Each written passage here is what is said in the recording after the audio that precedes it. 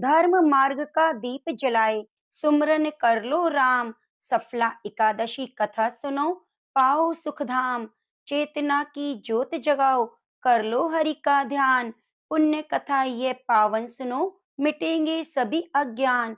हरे कृष्णा, ओम नमः शिवाय। प्रेम से बोलिए गौरी पुत्र गणेश भगवान की जय। प्रिय भक्तजनों, आप सभी को सफला एकादशी की हार्दिक शुभकामनाएं। सफला एकादशी का व्रत भगवान विष्णु की कृपा पाने के लिए एक अद्भुत और दिव्य अवसर है। इस व्रत को करने से न केवल जीवन में सफलता मिलती है, बल्कि आत्मा भी शुद्ध हो जाती है। तो आइए आज इस पवित्र कथा को सुनकर भगवान की कृपा प्राप्त करें। तो आप सभी भक्त आज सुनेंगे सफला एकादशी की संपूर्ण पौराणिक कथाएं। आप सभी भक्तों से निवेदन है कि कथा को पूरा पूरा सुनिए और कथा सुनते हुए कमेंट बॉक्स में लक्ष्मीपति नारायण भगवान की जय जरूर जरूर लिखिए। गणेश भगवान का ध्यान करते हुए कथा का शुभ आरंभ करते हैं। ओम श्री गणेशाय नमः। हरे कृष्णा। मोक्षदा एकादशी की व्रत कथा को सुनकर अर्जुन ने प्रसन्न होते हुए कहा, हे कमल नयन, मोक्षदा एकादशी की व्रत कथा सुनकर मैं धन्य हो गया।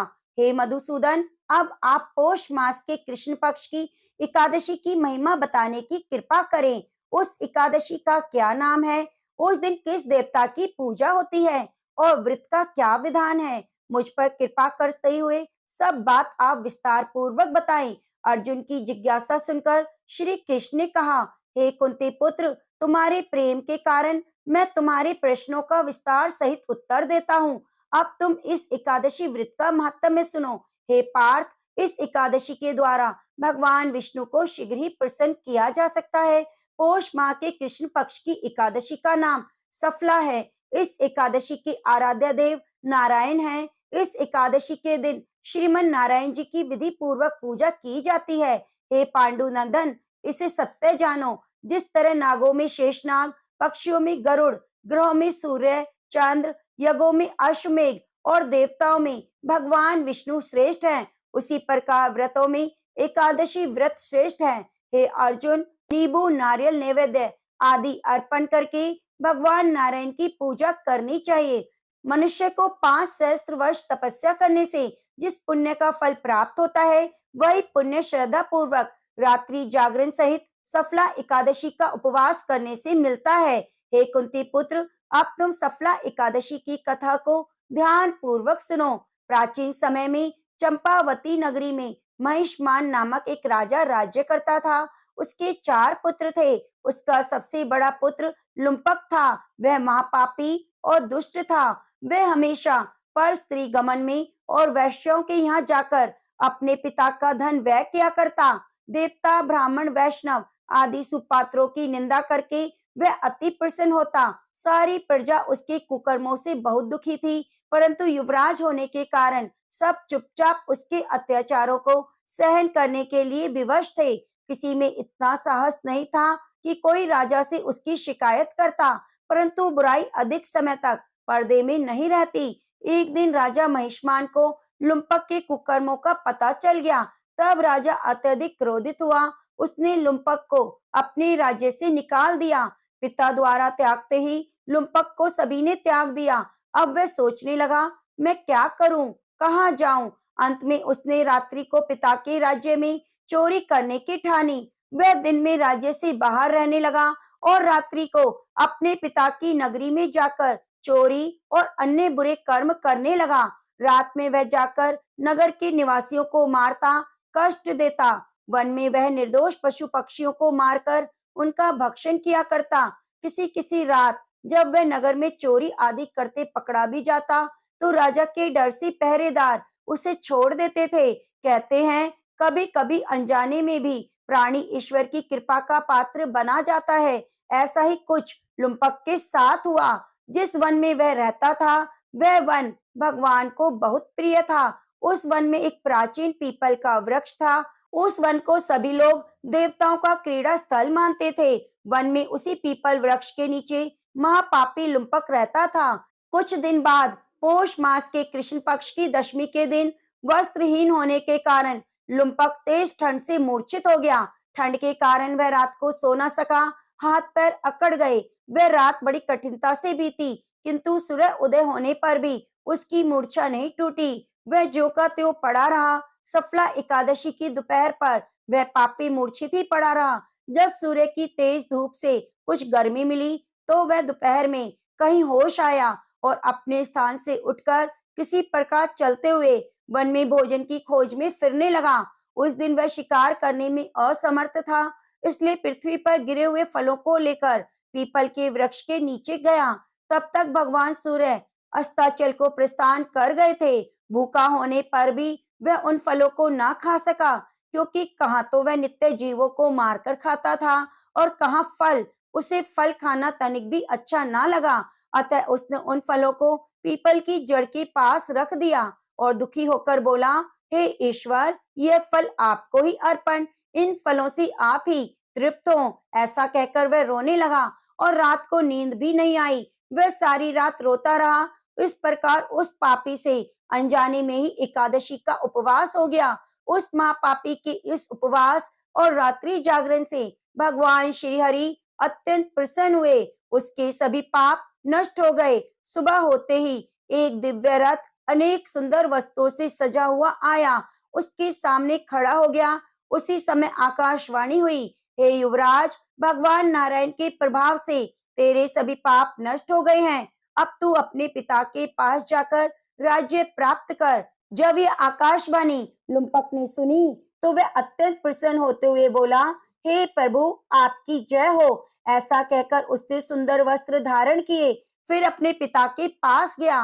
पिता के पास पहुंचकर उसने सारी कथा पिताजी को बताई। पुत्र के मुख से सारा वृतांत सुनने के बाद पिता ने अपना सारा राज्य तत्क्षण ही पुत्र को सौंप दिया, स्वयं वन में चला गया। अब लुम्पक शास्त्रों के अनुसार राज्य करने लगा। स्त्री पुत्र आदि भी श्री भगवान विष्णु के भक्त बन गए। वृद्ध अवस्था आने पर वे अपने पुत्र को राज्य सौंपकर भगवान का भजन करने वन में चला गया। अंत में परम पद को प्राप्त हुआ। हे पार्थ, जो मनुष्य श्रद्धा और भक्ति पूर्वक इस सफला एकादशी का उपवास करते हैं, उनके सभी पाप नष्ट हो जाते हैं, अंत में मुक्ति प्राप्त होती है। हे अर्जुन, जो मनुष्य इस सफला एकादशी के महात्म्य को नहीं समझते, वे पूंछ और सींगों से विहीन पशु ही हैं। सफला एकादशी के महात्म्य को पढ़ने और श्रवण करने से प्राणी को राजस्व यज्ञ के समान फल प्राप्त होता है। यह सफला एकादशी की कथा हमें भगवान के अति कृपालु होने का भान कराती है। यदि कोई मनुष्य अज्ञानवश भी प्रभु का स्मरण करे, तो उसे पूर्ण फल की प्राप्ति होती है। यदि मनुष्य निश्चल भाव से अपने पापों की क्षमा मांगे, तो भगवान उसके बड़े से बड़े पापों को भी क्षमा कर देते हैं। लुम्पक जैसा महापापी भी भगवान श्री हरि की कृपा से बैकुंठ का अधिकारी बना। प्रेम से बोलो, लक्ष्मी नारायण भगवान की जय। तुलसी शालिग्राम की जय। वृंदा तुलसी देव प्रिया, केशव सुत तुलसी महारानी को प्रणाम है, जो कृष्ण भक्ति प्रदान करने वाली हैं। भगवान श्री हरि की अत्यंत प्रिय ऐसी तुलसी देवी मनुष्य के लिए एक विशेष वरदान के रूप में उपस्थित हुई हैं। वे हमें भक्ति लता को उगाने के लिए अत्यंत अनुकूल हैं। तुलसी महारानी के गुणगान हमारे अनेक शास्त्रों में गाए गए हैं। श्रीमद् देवी भागवत पुराण में तुलसी माता की दिव्य लीला कथा बताई गई है। एक बार शिवजी ने अपने तेज को समुद्र में फेंक दिया था। उससे एक महा तेजस्वी बालक ने जन्म लिया। यह बालक आगे चलकर जालंधर के नाम से पराक्रमी दैत्य राजा बना। इसकी राजधानी का नाम जालंधर नगरी था। दैत्यराज कालनेमी की कन्या वृंदा का विवाह जालंधर से हुआ। जालंधर महाराक्षस था। अपनी सत्ता के मद में चूर उसने माता लक्ष्मी को पाने की कामना से युद्ध किया, परंतु समुद्र से उत्पन्न होने के कारण माता लक्ष्मी ने उसे अपने भाई रूप में स्वीकार किया। वहां से पराजित होकर वह देवी पार्वती को पाने की लालसा से कैलाश पर्वत पर गया। वह देवादिदेव शिव का ही रूप धरकर माता पार्वती के समीप गया, परंतु माँ पार्वती ने अपने योग बल से उसे पहचान लिया और वे वहां से अंतर्ध्यान हो गया। देवी पार्वती ने क्रुद्ध होकर सारा वृतांत भगवान विष्णु को सुनाया। जालंधर की पत्नी वृंदा अत्यंत ही पतिव्रता स्त्री थी। उसी के पतिव्रत धर्म की शक्ति से जालंधर ना तो मारा जा सकता था और ना ही पराजित होता था। इसलिए जालंधर का नाश करने के लिए वृंदा के पतिव्रत धर्म को भंग करना बहुत ही जरूरी था। इसी कारण भगवान विष्णु ऋषि का वेश धारण कर वन में जा पहुंचे, जहां वृंदा अकेली भ्रमण कर रही थी।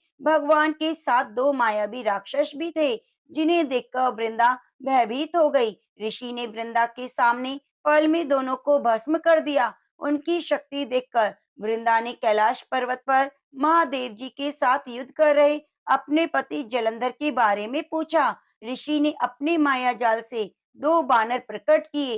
एक बानर के हाथ में जालंधर का सिर था और दूसरे के हाथ में धड़। अपने पति की यह दशा देखकर वृंदा मूर्छित होकर गिर पड़ी। होश में आने पर उन्होंने ऋषि रूपी भगवान से विनती की कि वह उनके पति को जीवित कर दे। भगवान ने अपनी माया से पुनः जालंधर का सिर धड़ से जोड़ दिया, परंतु स्वयं भी उसी शरीर में प्रवेश कर गए। वृंदा को इस छल का जरा भी आभास न हुआ। जालंधर बने भगवान के साथ वृंदा पतिव्रता का व्यवहार करने लगी, जिससे उसका सतीत्व भंग हो गया। ऐसा होते ही वृंदा का पति जालंधर युद्ध में हार गया। इस सारी लीला का पता जब वृंदा को चला, तो उसने क्रुद्ध होकर भगवान विष्णु को शिला होने का श्राप दे दिया और स्वयं सती हो गई। जहाँ वृंदा भस्म हुई, वहीं तुलसी का पौधा उगा। भगवान विष्णु ने वृंदा से कहा, हे वृंदा, तुम अपने सतीत्व के कारण मुझे लक्ष्मी से भी अधिक प्रिय हो। अब तुम तुलसी रूप में सदा मेरे साथ रहोगी। जो मनुष्य भी मेरे शालिग्राम रूप में तुलसी के साथ मेरा विवाह करेगा, उसे इस लोक और परलोक में विपुल यश की प्राप्ति होगी। जिस घर में तुलसी होती है, वह यम के दूत भी असमय नहीं जा सकते। गंगा और नर्मदा के जल में स्नान और तुलसी पूजन का महत्व बराबर माना गया है। चाहे मनुष्य कितना भी पापी क्यों ना हो, मृत्यु के समय जिसके प्राण मंजरी रहित तुलसी और गंगा जल मुख में रखकर निकल जाते हैं, वे पापों से मुक्त होकर वैकुंठ धाम को प्राप्त होता है। जो मनुष्य तुलसी और आंवले की छाया में अपने पितरों का श्राद्ध करता है, उसके पितर मोक्ष को जाते हैं। उसी दत्त जलंधर की यह भूमि जलंधर नाम से विख्यात है। सती वृंदा का मंदिर मोहल्ला कोट किशनचंद में स्थित है। कहते हैं इस स्थान पर एक प्राचीन गुफा थी, जो सीधी हरिद्वार तक जाती थी। सच्चे मन से 40 दिन तक सती वृंदा देवी के मंदिर में पूजा करने से सभी मनोरथ पूर्ण हो जाते हैं। तो प्रेम से बोलो तुलसी माता की जय। अब आइए सुनते हैं एकादशी माता की कथा। इस कथा को सुनने से ही हमारा व्रत पूर्ण माना जाता है।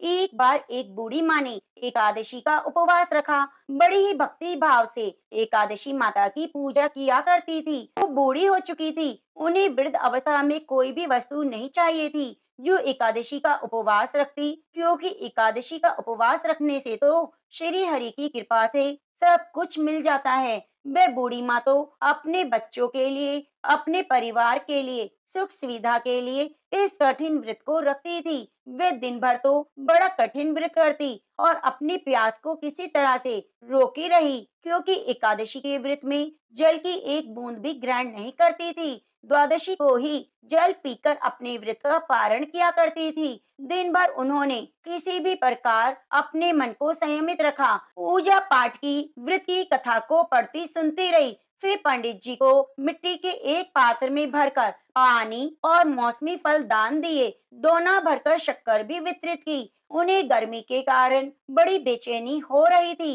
एक तो निराहार और निर्जल रहकर उपवास रखा था और उनको प्यास भी अधिक सता रही थी। इस कारण उन्होंने सोचा, चलो पानी में बैठूं, इससे शायद थोड़ी शांति मिले।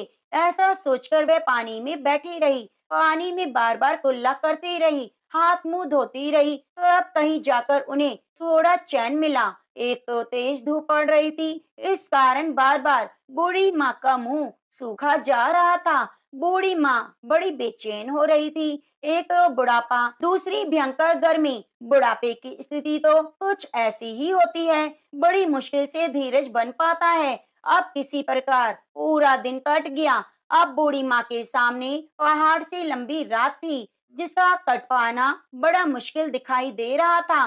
चारपाई पर पड़ी हुई माँ को किसी भी प्रकार की शांति नहीं मिल रही थी। बार बार प्यास के मारे गला सूख रहा था। हर प्रकार से बेचैन होकर करवटें बदलती रही। कई बार उठकर घर के बाहर जाती, फिर अंदर आती। न उन्हें घर में शांति थी, न बाहर ही मिल रही थी। वे एकादशी माता को याद कर रही थी और मन में ध्यान कर रही थी, हे माता, आज मेरी लाज रखिएगा। आप मुझे शक्ति दीजिए ताकि मैं भली भांति आपका व्रत रख सकूं। यह पहाड़ सी रात चैन से बीत जाए। प्यास के कारण बूढ़ी माँ की बेचैनी तो बढ़ रही थी। उन्होंने धैर्य रखने का बहुत प्रयास किया, लेकिन आखिरकार उनकी सहनशीलता टूट पड़ी। घबराकर प्यास के मारे एकदम चिल्ला पड़ी, बचाओ बचाओ। बूढ़ी माँ का चिल्लाना सुनकर उसके परिवार के सभी सदस्य आसपास इकट्ठा हो गए। बूढ़ी माई की चारपाई के आसपास पहुंच गए। अम्मा जी, क्या हुआ? आप क्यों चिल्ला रही हैं? जब आपसे व्रत नहीं रखा जाता तो आपने इतना कठिन व्रत क्यों किया? अम्मा जी, अगर शरीर में ताकत है तभी भक्ति हो पाएगी। और पानी पी लीजिए। बूढ़ी माँ अपने परिवारजनों से बोली, मेरे तो प्यास के मारे प्राण निकले जा रहे हैं। जरा जल्दी से मेरी छाती पर ठंडे पानी का घड़ा रख दो। अब दो नातियों ने दौड़कर दादी की छाती पर ठंडे पानी का बर्तन रख दिया। तब कहीं जाकर थोड़ा बहुत सुकून मिला। जब सुकून मिला तो थोड़ी देर के लिए उन्होंने अपनी आंखें बंद कर ली।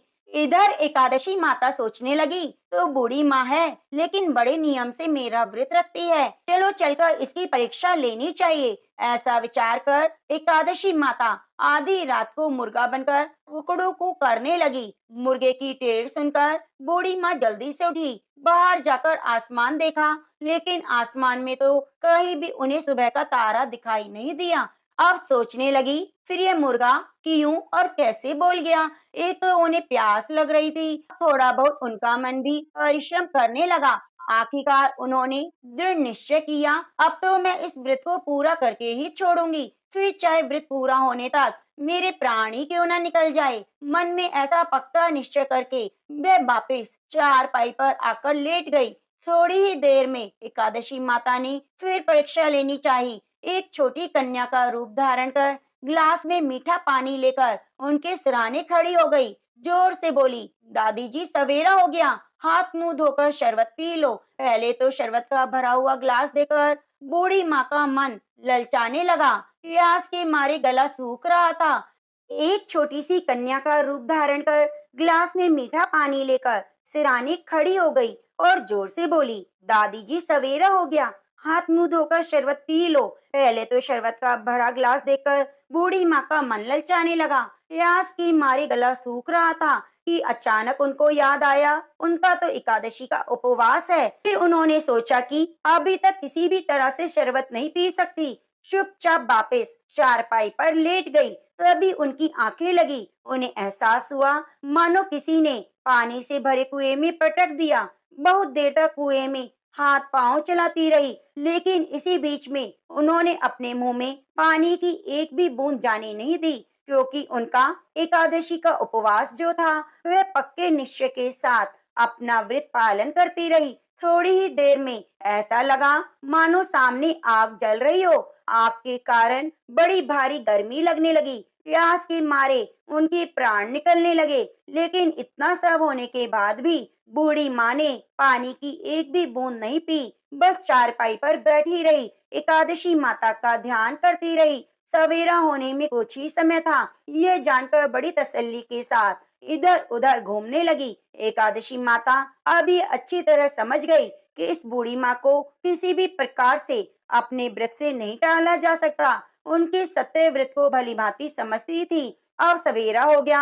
बूढ़ी माँ ने स्नान किया, भगवान श्री हरि का पूजन किया, एकादशी माता की कथा सुनी, ब्राह्मणों को दक्षिणा देकर भोजन कराया, तो कहीं जाकर उन्होंने जल ग्रहण किया। कन्या को भोजन कराने के बाद बूढ़ी माँ ने स्वयं भोजन किया। इसके प्रभाव से बूढ़ी अम्मा की आयु में वृद्धि हो गई। उनका घर परिवार हरा भरा हो गया। उनके घर में अब किसी भी चीज की कमी ना थी। हर प्रकार की सुख सुविधा थी। नाती नातिन से उनका घर भर गया। वह उसी दिन से 12 महीने की एकादशी का व्रत करने लगी। एकादशी माता के व्रत के पुण्य प्रभाव से इस संसार में सब सुख भोगकर अंत में बैकुंठ धाम को चली गई। हे एकादशी माता, जैसे अपने बूढ़ी माँ के परिवार को हरा भरा किया, वैसे हम सभी के परिवार को करना। प्रेम से बोलिए लक्ष्मी नारायण भगवान की जय हो। सुनते हैं गणेश भगवान की एक छोटी सी कहानी जो हमें एकादशी व्रत में जरूर सुननी चाहिए।